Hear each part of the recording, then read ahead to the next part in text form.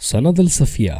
اشرف الانبیاء احمد مجتبیٰ محمد مصطفیٰ صلی اللہ علیہ وآلہ وسلم عالم وجود میں رونق افروز ہوئے اور پاکیزہ بدن ناف بریدہ ختنہ کیے ہوئے خوشبو میں بسے ہوئے بحالت سجدہ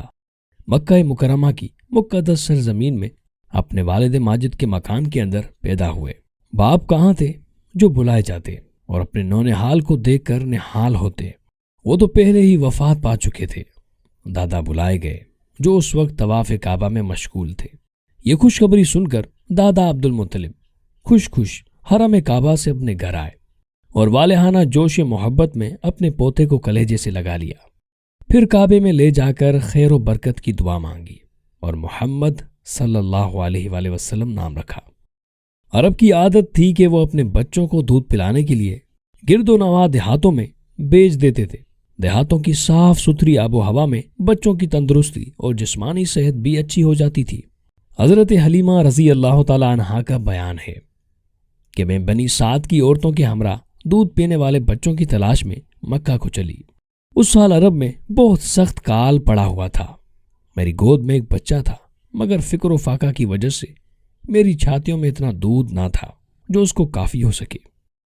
رات بھر وہ بچہ بھوک سے تڑپتا اور روتا بلبلاتا رہتا تھا اور ہم اس کی دل جوئی اور دلداری کے لیے تمام رات بیٹھ کر گزارتے تھے۔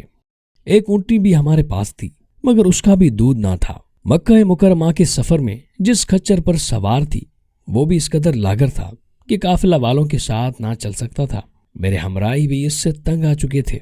بڑی بڑی مشکلوں سے یہ سفر طے ہوا۔ جب یہ قافلہ مکہ مکرمہ پہنچا تو عورت رسول اللہ صلی اللہ علیہ وآلہ وسلم کو دیکھتی اور یہ سنتی کہ یہ یتیم ہے تو کوئی عورت آپ کو لینے کے لیے تیار نہیں ہوتی تھی، کیونکہ بچے کے یتیم ہونے کے سبب سے زیادہ انعام و اکرام ملنے کی امید نہیں تھی۔ ادھر حضرت حلیمہ سعدیہ رضی اللہ تعالی عنہا کی قسمت کا ستارہ سریا سے زیادہ بلند اور چاند سے زیادہ روشن تھا۔ ان کے دودھ کی کمی ان کے لیے زحمت کی زیادتی کا باعث بن گئی، کیونکہ دودھ کم دیکھ کر کسی نے بھی ان کو اپنا بچہ دینا گوارا نہ کیا۔ حضرت حلیمہ سعدیہ رضی اللہ تعالی عنہا نے اپنے شوہر حارث بن عبدالعزا سے کہا کہ یہ تو اچھا نہیں معلوم ہوتا میں خالی ہاتھ واپس جاؤں، اس سے تو بہتر یہی ہے کہ میں اس یتیم کو ہی لے چلوں۔ شوہر نے اس کو منظور کر لیا اور حضرت حلیمہ رضی اللہ تعالی عنہا اس در یتیم کو لے کر آئیں، جس سے صرف حضرت حلیمہ رضی اللہ تعالی عنہا اور حضرت آمنہ رضی اللہ تعالی عنہا ہی کے گھر میں نہیں بلکہ کائنات عالم کے مشرق و مغرب میں اجالا ہونے والا تھا۔ یہ خداوند قدوس کا فضل عظیم ہی تھا کہ حضرت حلیمہ رضی اللہ تعالی عنہا کی سوئی ہوئی قسمت بیدار ہو گئی اور سرور کائنات صلی اللہ علیہ وآلہ وسلم ان کی آگوش میں آ گئے۔ اپنے خیمے میں لا کر جب دودھ پلانے بیٹھی تو باران رحمت کی طرح برکات نبوت کا ظہور شروع ہو گیا۔ خدا کی شان دیکھیے کہ حضرت حلیمہ رضی اللہ تعالی عنہا کے مبارک پستان میں اس قدر دودھ اترا کہ رحمت عالم صلی اللہ علیہ وآلہ وسلم نے بھی اور ان کے رضائی بھائی نے بھی خوب شکم سیر ہو کر دودھ پیا اور دونوں آرام سے سو گئے۔ ادھر اونٹنی کو دیکھا تو اس کے تن دودھ سے بھر گئے تھے۔ حضرت حلیمہ رضی اللہ تعالی عنہا کے شوہر نے اس کا دودھ دہا اور میاں بیوی دونوں نے خوب سیر ہو کر دودھ پیا اور دونوں شکم سیر ہو کر رات بھر سکھ اور چین کی نیند سوئے۔ حضرت حلیمہ رضی اللہ تعالی عنہا کا شوہر حضور صلی اللہ علیہ وآلہ وسلم کی یہ برکتیں دیکھ کر حیران رہ گیا اور کہنے لگا کہ اے حلیمہ تم بڑا ہی مبارک بچہ لائی ہو۔ حضرت حلیمہ رضی اللہ تعالی عنہا نے کہا کہ واقعی مجھے بھی یہی امید ہے کہ یہ نہایت ہی بابرکت بچہ ہے اور خدا کی رحمت بن کر ہم کو ملا ہے، اور مجھے یہی توقع ہے کہ اب ہمارا گھر خیر و برکت سے بھر جائے گا۔ حضرت حلیمہ رضی اللہ تعالی عنہا فرماتی ہیں کہ اس کے بعد ہم آپ صلی اللہ علیہ وآلہ وسلم کو اپنی گود میں لے کر مکہ مکرمہ سے اپنے گاؤں کی طرف روانہ ہوئے تو میرا وہی خچر اب اس قدر تیز چلنے لگا کہ کسی کی سواری اس کے گرد کو نہیں پہنچتی تھی۔ قافلہ کی عورتیں حیران ہو کر مجھ سے کہنے لگیں، اے حلیمہ کیا یہ وہی خچر ہے جس پر تم سوار ہو کر آئی تھی، یا کوئی دوسرا تیز رفتار خچر تم نے خرید لیا ہے؟ الغرض کہ ہم اپنے گھر پہنچے، وہاں سخت قحط پڑا ہوا تھا۔ تمام جانوروں کے تھن میں دودھ خشک ہو چکے تھے، لیکن میرے گھر میں قدم رکھتے ہی میری بکریوں کے تھن دودھ سے بھر گئے۔ اب روزانہ جب میری بکریاں چراگاہ سے گھر واپس آتی تو ان کے تھن دودھ سے بھرے ہوئے ہوتے، حالانکہ پوری بستی میں اور کسی کو اپنے جانوروں کو ایک قطرہ دودھ نہیں ملتا تھا۔ میرے قبیلے والوں نے اپنے چرواہوں سے کہا کہ تم لوگ بھی اپنے جانوروں کو اسی جگہ چراؤ جہاں حلیمہ کے جانور چرتے ہیں۔ چنانچہ سب لوگ اسی چراگاہ میں اپنے مویشی چرانے لگے جہاں میری بکریاں چرتی تھی، مگر یہاں تو چراگاہ اور جنگل کا کوئی عمل دخل ہی نہیں تھا۔ یہ تو رحمت عالم صلی اللہ علیہ وآلہ وسلم کی برکات نبوت کا فیض تھا، جس کو میں نے اور میرے شوہر کے سوا میری قوم کا کوئی شخص نہیں سمجھ سکتا تھا۔ الگرد اسی طرح ہر دم ہر قدم پر ہم برابر آپ صلی اللہ علیہ وآلہ وسلم کی برکتوں کا مشاہدہ کرتے رہے، یہاں تک کہ 2 سال پورے ہو گئے اور میں نے آپ صلی اللہ علیہ وآلہ وسلم کا دودھ چھڑا دیا۔ آپ صلی اللہ علیہ وآلہ وسلم کی تندرستی اور نشو و نما کا حال دوسرے بچوں سے اتنا اچھا تھا کہ 2 سال میں آپ صلی اللہ علیہ وآلہ وسلم خوب اچھے بڑے معلوم ہونے لگے۔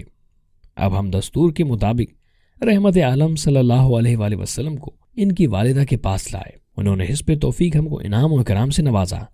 گو قاعدہ کے مطابق اب ہمیں رحمت عالم صلی اللہ علیہ وآلہ وسلم کو اپنے پاس رکھنے کا کوئی حق نہیں تھا،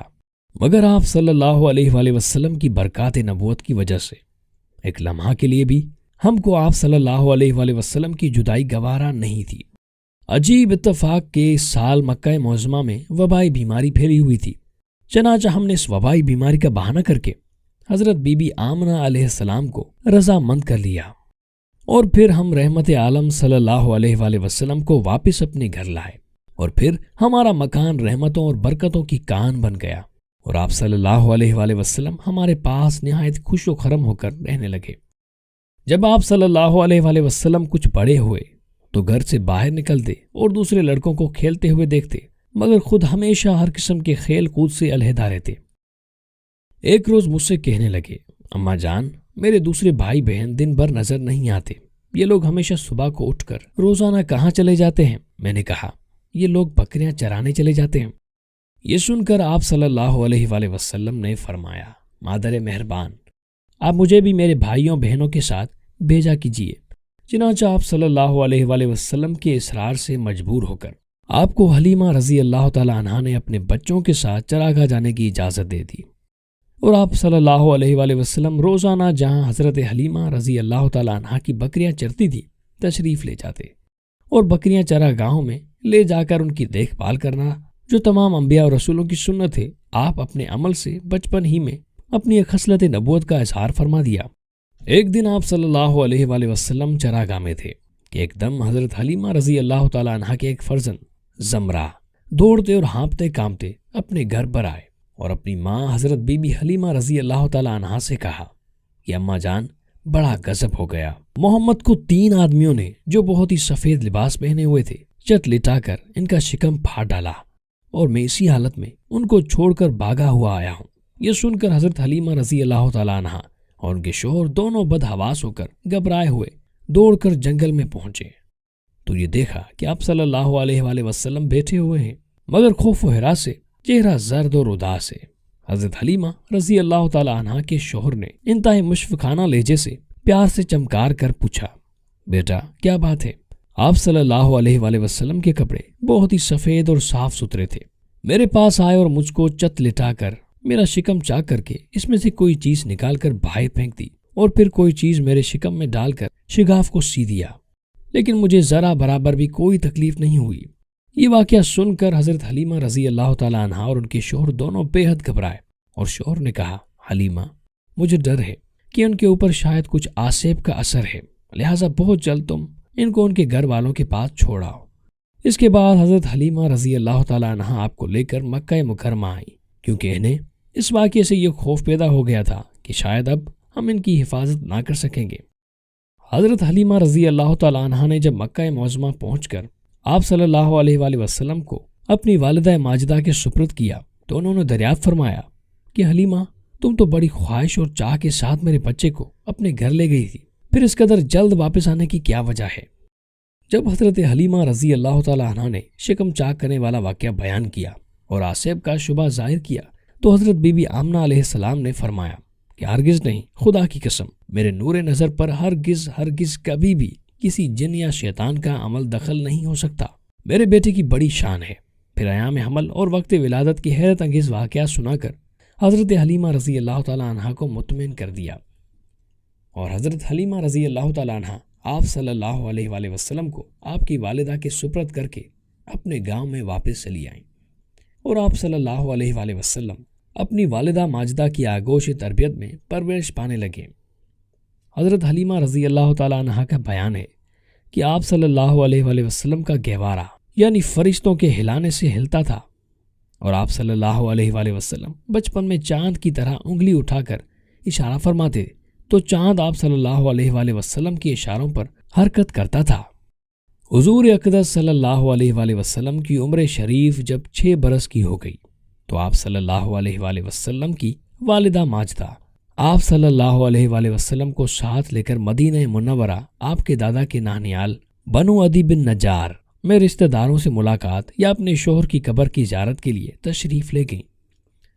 حضور صلی اللہ علیہ وآلہ وسلم کے والد ماجد کی باندی ام ایمن بھی اس سفر میں آپ صلی اللہ علیہ وآلہ وسلم کے ساتھ تھی۔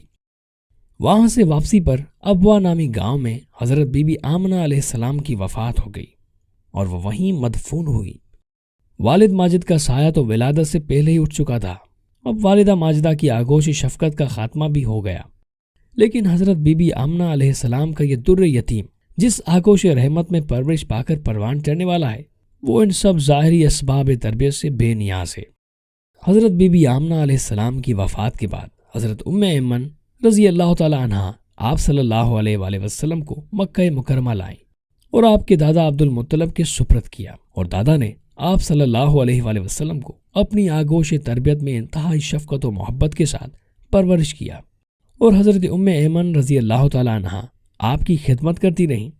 جب آپ صلی اللہ علیہ وآلہ وسلم کی عمر شریف 8 برس کی ہو گئی تو آپ صلی اللہ علیہ وآلہ وسلم کے دادا عبد المطلب کا بھی انتقال ہو گیا۔ دادا کی وفات کے بعد آپ صلی اللہ علیہ وآلہ وسلم کے چچا ابو طالب نے آپ کو اپنی آغوش تربیت میں لے لیا۔